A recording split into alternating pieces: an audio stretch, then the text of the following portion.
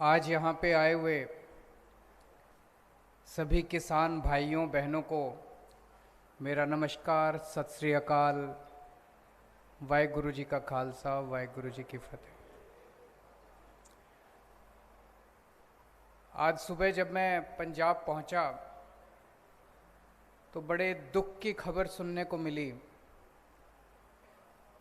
कि 3 महिलाएं सिंघू बॉर्डर पे, टिकरी बॉर्डर पे जो संघर्ष कर रही थी किसानों के साथ,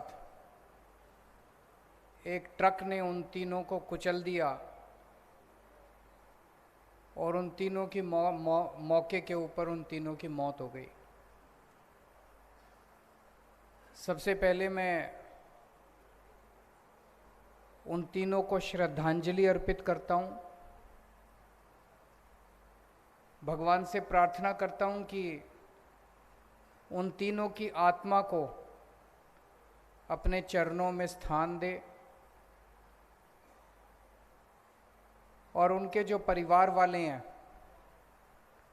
उनको इतना बड़ा दुख सहने की शक्ति दे। जो दोषी लोग हैं, जो ट्रक ड्राइवर है या जो भी लोग हैं, उनको तुरंत सरकार गिरफ्तार करके कड़ी से कड़ी सजा दे।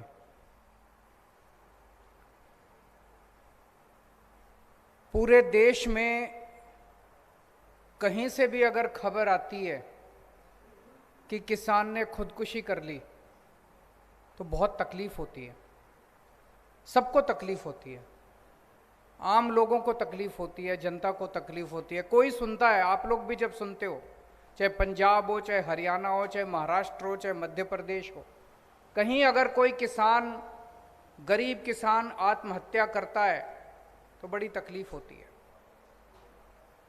आज अगर आज़ादी के 70 साल के बाद भी हमारे देश में किसानों को खुदकुशी करनी पड़ रही है तो ये शर्म की बात है। लेकिन दुख की बात ज्यादा यह है कि तकलीफ मेरे को होती है, तकलीफ आपको होती है, इन नेताओं को तकलीफ नहीं होती, इन पार्टियों को तकलीफ नहीं होती। जितने मर्जी किसान मर जाएं, जितने मर्जी किसान खुदकुशी कर लें, 1 साल से मुझे लगता है दुनिया का सबसे बड़ा धरना चल रहा है अभी सिंघू बॉर्डर और टिकरी बॉर्डर के ऊपर। दुनिया के इतिहास का सबसे बड़ा धरना चल रहा है। 1 साल से 11 महीने से ऊपर हो गए, 11 महीने से ऊपर वहां पे बैठे हैं। 600 से ज्यादा किसान अपनी शहादत दे चुके हैं, लेकिन इन पार्टियों और इन नेताओं के इनको कोई फर्क नहीं पड़ता। आज इस मंच से मैं एक बड़ा बयान दे के जा रहा हूं। हो सकता है आपको यह लगे केजरीवाल बड़ी बात कर रहा है, ऐसे नहीं हो सकता, लेकिन केजरीवाल जो कहता है वो करता है। मैं बड़ा सोच समझ के बोलता हूं।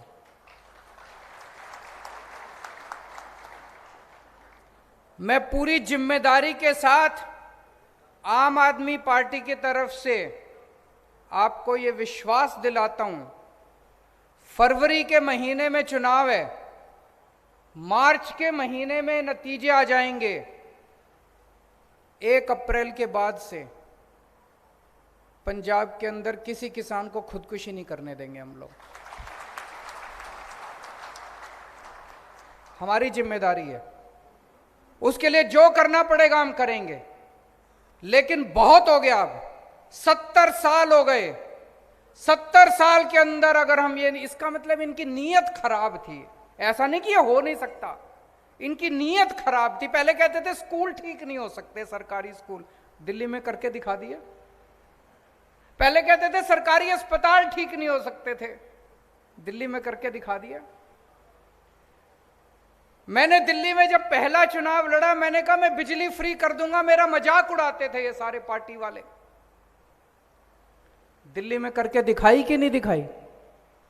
आज मैं आपको वादा करके जा रहा हूं, 1 अप्रैल के बाद से पंजाब के अंदर कोई किसान खुदकुशी नहीं करेगा। किसी किसान को हम खुदकुशी नहीं करने देंगे। अभी थोड़े दिन मैंने पढ़ा, मैं पंजाब की खेती के बारे में हम सब लोग मिलके पूरी प्लानिंग कर रहे हैं, बहुत बड़ी प्लानिंग है। मैं 1 महीने बाद फिर आऊंगा, वो सारी प्लानिंग आपके सामने रखूंगा और आपको यकीन दिलाऊंगा कि जो मैं कह रहा हूं वो ठीक कह रहा हूं। लेकिन आज मैं अचानक इसलिए आया हूं क्योंकि मैंने अखबारों में पढ़ा कि पंजाब के अंदर भी जैसे दिल्ली में बेमौसम बारिश की वजह से फसलें बर्बाद हो गई, पंजाब के अंदर भी बेमौसम बारिश की वजह से फसलें बर्बाद हो गई। पंजाब के अंदर भी गुलाबी सुंडी की वजह से फसलें बर्बाद हो गई और उसके ऊपर कोई कार्रवाई नहीं कर रही सरकार, ऐसा मैंने अखबारों में पढ़ा। इसलिए मैं उस मुद्दे के लिए आज यहां पे आया हूं। फिर अखबार में मैंने पढ़ा चन्नी साहब नए नए मुख्यमंत्री बने हैं। चन्नी साहब एक गांव में गए जहां पे गुलाबी सुंडी फसल बर्बाद हुई थी और वहां पे एक किसान को गले लगा लिया। उस किसान का नाम भी नाम याद नहीं आ रहा मेरे को। हाँ जी, हरप्रीत। उस किसान को गले लगा लिया और बोले मैं मुआवजा दूंगा, जिन जिन किसानों की फसलें बर्बाद हुई है सबको मुआवजा मिलेगा। सारे गांव के लोग बड़े खुश हो गए, उनको लगे यार अब एक मुख्यमंत्री आया है। अभी 1 हफ्ता पहले अखबार में खबर छपी, वो बेचारा हरप्रीत कह रहा है जी गले तो लगा लिया मेरे को, सारी बसों के पीछे फोटो भी चिपका दी मेरी गले लगते हुए। बोले 1 महीना हो गया अभी तक मुआवजा नहीं मिला। जिसको गले लगाया उसको भी मुआवजा नहीं दिया, जिस गांव में गले लगाया उस गांव के लोगों को भी मुआवजा नहीं दिया। मैं चन्नी साहब को, कई लोग मेरे को आते हैं, मेरे को कहते हैं चन्नी साहब आजकल आम आदमी की नकल कर रहे हैं। मैं चन्नी साहब को कहना चाहता हूं, चन्नी साहब आम आदमी की नकल करना बड़ा आसान है, अमल करना बड़ा मुश्किल है। वादे करने बड़े आसान हैं, वादे निभाने बड़े मुश्किल हैं। हम आम आदमी पार्टी वाले जो वादे करते हैं वो वादे पूरे भी करते हैं। तो मैं चन्नी साहब से अपील, और फिर मैं पंजाब की जनता को भी कहना चाहता हूं कि भाई जब ओरिजिनल आपके सामने खड़ा है तो फिर डुप्लीकेट को वोट देने से क्या फायदा।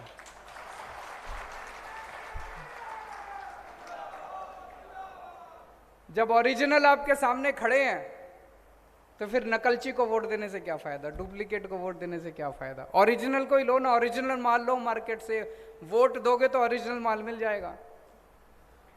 तो मैं आज चन्नी साहब से अपील करना चाहता हूं कि पहली बात,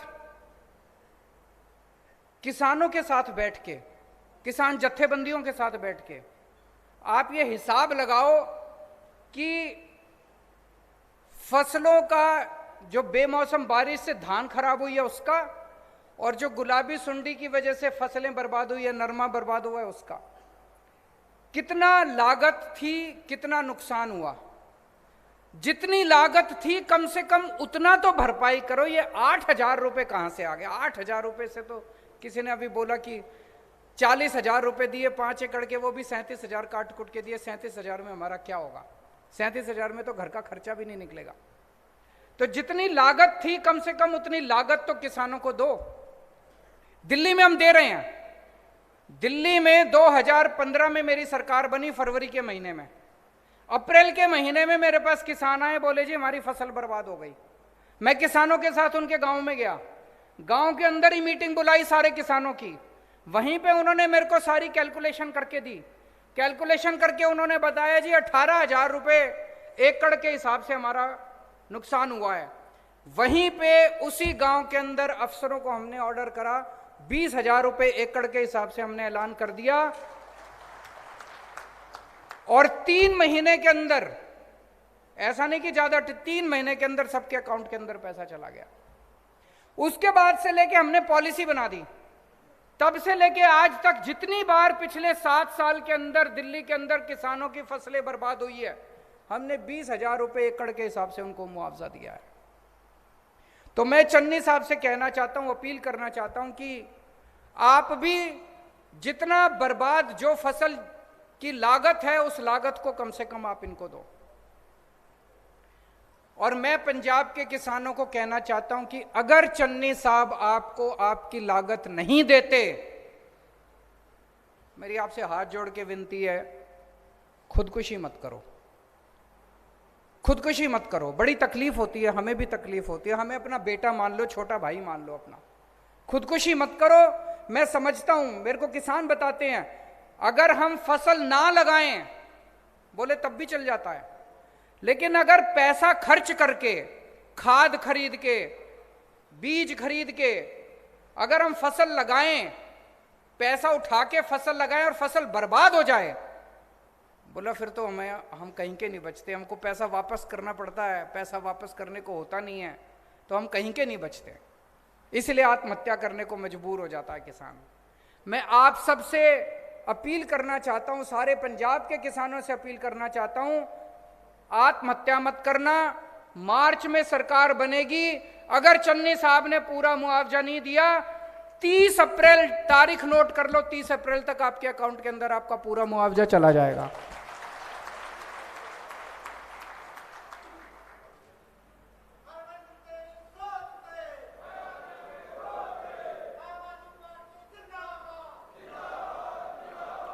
दूसरा, जितने मजदूर हैं, जिन मजदूरों ने खेत में काम किया, फसल बर्बाद हो गई, जमींदार बेचारा मजदूरों को भी पैसे नहीं दे पाता, मैं उन मजदूरों को भी कहना चाहता हूं कि आप भी चिंता मत करो, आपको भी उचित मुआवजा। कितना मुआवजा देंगे? लागत, जितनी लागत आती है और जितना आपके साथ बैठेंगे, किसान जत्थेबंदियों के साथ बैठेंगे। जैसे दिल्ली के अंदर मैं किसानों के साथ बैठा, किसानों ने 18,000 रुपए मांगे, हमने 20,000 रुपए दे दिए। यहां पे कितनी लागत आती है, आपके साथ बैठेंगे, मार्च के महीने में बैठेंगे, जितनी लागत आपकी है, इन दोनों बेमौसम बारिश की वजह से और गुलाबी सुंडी की वजह से जितनी भी आपकी बर्बाद हुई है, उसका मुआवजा हम आपको 30 अप्रैल तक दे देंगे। तो आज 2 चीजें ऐलान कर रहा हूं। एक तो ये, 1 अप्रैल के बाद से पंजाब के अंदर किसी किसान को आत्महत्या नहीं करने देंगे, और दूसरा, जितना आपकी लागत आती है, अगर कभी भी भविष्य के अंदर फसल बर्बाद होती है, आम आदमी पार्टी की सरकार बनने के बाद अगर कभी भी फसल बर्बाद होती है, जो लागत है उस लागत के हिसाब से आपको उचित मुआवजा दिया जाएगा। और तीसरी चीज, अभी अगर चन्नी साहब आप लोगों को उचित मुआवजा नहीं देते, कृपया हाथ जोड़ के अपील है, आप कोई गलत कदम मत उठा लेना। 30 अप्रैल तक आपके अकाउंट के अंदर हम मुआवजा आपके अकाउंट के अंदर डलवा देंगे। अभी आप सब लोगों के मैं सुझाव सुन रहा था, बहुत अच्छे आप लोगों के सुझाव थे, मैंने नोट कर लिए। एक आया कि नकली दूध बिक रहा है बहुत ज़्यादा, अगर नकली दूध बंद कर दिया जाए तो बहुत सारे किसान हैं जो डेयरी के जरिए उनकी इनकम भी बढ़ेगी और लोगों को असली दूध पीने को मिलेगा। इसको जरूर लागू करेंगे। एक सुझाव आया, पशुओं का बीमा कराना चाहिए, बहुत अच्छा सुझाव है। एक किसी ने, शायद हमारा दिल्ली का वो जो हमने घोल बनाया है, पराली, अभी एक किसान पराली जलाने के लिए मजबूर होता है, मजबूरी में जलानी पड़ती है। एक किसान भाई ने बताया कि जी सबसे ज्यादा जब वो किसान अपने खेत की पराली जलाता है, सबसे ज्यादा धुआं तो उस किसान के परिवार को झेलना पड़ता है, वो किसान बीमार होता है उस धुएं की वजह से। दिल्ली के अंदर हमने क्या किया, हमने घोल बनाया है, उस घोल को अगर आप अपने खेत में छिड़क दो तो आपकी पूरी वो जो पराली है वो गल जाती है और गल के खाद बन जाती है, वो 10 से 15 दिन के अंदर। और उसके अंदर वो, उसके बाद वो खाद जो है वो आपके खेत को और ज्यादा उपजाऊ करती है, आपकी अगली फसल जो है वो और बढ़ती है। ये घोल पूरा घोल दिल्ली सरकार अपने पैसे पे बनवाती है और अपने पैसे पे पूरी दिल्ली के सारे किसानों के खेत में फ्री छिड़काव करती है। ये हम पंजाब में भी करेंगे। आपको पराली जलाने की जरूरत नहीं पड़ेगी, आपके खेतों के अंदर उस घोल का छिड़काव फ्री में करेंगे। लेकिन एक और बड़ी मजे की बात है, पंजाब के अंदर मैंने कई लोगों से बात करी, पराली से कोयला बनता है, पराली से बिजली बनती है, पराली से गत्ता बनता है। और ये पंजाब के अंदर मैंने 6-7 ऐसी फैक्ट्रियां देखी हैं। उन सारे फैक्ट्री वालों को मैंने दिल्ली बुला के उनसे बात की। आप सोच के देखो, अगर पूरे पंजाब के अंदर हम इतनी सारी फैक्ट्रियां लगा दें जो पराली को इस्तेमाल करके कोयला बनाने लगे, बिजली बनाने लगे, एक तो किसान को 1000 रुपए एकड़ के हिसाब से पराली के पैसे मिलने लगेंगे, जलाने की जरूरत नहीं पड़ेगी। और वो फैक्ट्री वाला खुद आपकी पराली काट के ले जाएगा, आपका कोई पैसा नहीं लगेगा, आपको 1000 रुपए एकड़ मिलेगा। और पूरे पंजाब के अंदर इतनी फैक्ट्रियां लग सकती हैं कि इतने बच्चों को रोजगार मिलेगा। अभी एक किसी ने बोला एग्रो प्रोसेसिंग इंडस्ट्री लगाने के लिए, बहुत अच्छा सुझाव है। तो ये जैसे पराली है, इसी तरह से न जाने कितनी एग्रो प्रोसेसिंग इंडस्ट्री लगा सकते हैं। और उसमें अपने को अंबानी अडानी को नहीं लाना, किसानों के ग्रुप मिलके, किसानों के बच्चों के ग्रुप मिलके। अब आपको कनाडा भेजने की जरूरत नहीं है अपने बच्चों को, यहीं पे आपके गांव के अंदर इंडस्ट्री लगाएंगे, आपके शहर के अंदर इंडस्ट्री लगाएंगे। इतनी इंडस्ट्री लग सकते हैं, इतना विकास हो सकता है। एक किसी ने बड़ा अच्छा सुझाव दिया डीएपी की फैक्ट्री लगाने का। बिल्कुल सही बोल रहे हैं कि हमारे किसान, गरीब किसान उन्हीं की फैक्ट्री में जाके काम करते हैं और वहीं का डीएपी जो है हमारे पंजाब के अंदर इस्तेमाल हो। हम क्यों नहीं लगा सकते डीएपी की फैक्ट्री? लगानी चाहिए। बहुत अच्छे अच्छे सुझाव आए हैं, इन सारे सुझावों को मैंने नोट किया है। और अंत में वो अमनप्रीत ने जो बोला था, वो कहाँ है वो लड़का अमनप्रीत? बच्चे, मैं आपको भरोसा दिलाना चाहता हूं, हम मिलके करेंगे। जैसे दिल्ली के अंदर हमने स्कूल बदल दिए, सरकारी स्कूलों के इस साल नतीजे, सरकारी स्कूलों के बच्चों के 99.8% नतीजे आए, 99.8% नतीजे। सोच सकते हो, सरकारी स्कूलों के बच्चों के नतीजे 99.8% आए हैं। अगर हम दिल्ली के सरकारी स्कूल बदल सकते हैं, दिल्ली के सरकारी अस्पताल बदल सकते हैं, दिल्ली की बिजली, पानी, सड़कें बदल सकते हैं, तो पंजाब की खेती भी बदल सकते हैं, मिलके बदल सकते हैं। तो मैं आपको यकीन दिलाना चाहता हूं, पंजाब के अंदर जब मौका मिलेगा, खेती को इज्जत का धंधा बनाएंगे, खेती को मुनाफे का धंधा बनाएंगे। और जो अभी भगवंत भाई ने बोला कि सबसे ऊपर पहले नंबर पे खेती होगी, दूसरे नंबर पे व्यापार होगा और तीसरे नंबर पे नौकरी होगी, इसको वैसे ही करेंगे। इसकी मैं पूरी, जैसे मैंने कहा, बहुत बड़ी प्लानिंग कर रहे हैं हम लोग। 1-1.5 महीने के बाद मैं दोबारा आपके बीच में आऊँगा, सारी पूरी प्लानिंग करके। आज केवल इस चीज़ के लिए आया था क्योंकि दिल में बड़ी तकलीफ हो रही थी कि किसान आत्महत्या कर रहे हैं। आज आपको ये कहने के लिए आया था, आत्महत्या मत कीजिए, इंतज़ार कीजिए, 6 महीने के बाद आम आदमी पार्टी की सरकार आ रही है, मिलके पंजाब को बदलेंगे।